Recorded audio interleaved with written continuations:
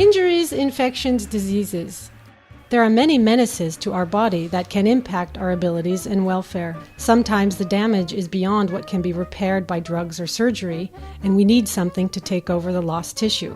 Biomaterials are natural or synthetic materials that are used in implants. Our body generally tolerates them well. However, this positive reaction is not universal. Complications such as infection or chronic inflammation can occur. Although there are some indicators, the prediction of such complications is not easy to attain, and things can turn really bad for our immune cells. Biomaterials can be used in all sorts of implants, from knee to dental implants.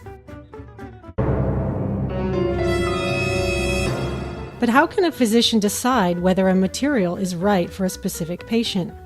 Or how can we know if a novel biomaterial is safe to use? This is why we started PANBioRA. Our ambition is to provide a system that can facilitate the use of novel biomaterials and decrease biomaterial-related complications by providing personalized reaction profiles to a given biomaterial. PANBioRA is an integrated system for facilitating the risk assessment of biomaterials. By miniaturizing the existing methods with novel state-of-the-art technologies, the PANBioRA system will provide better, faster, and cheaper assessment of biomaterials.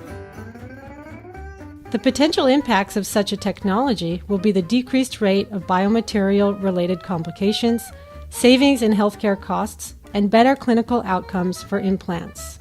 By developing new standards for evaluation of biomaterials, PANBioRA strives to give access to a wider population for implant procedures. Visit our project website and learn more about PANBioRA.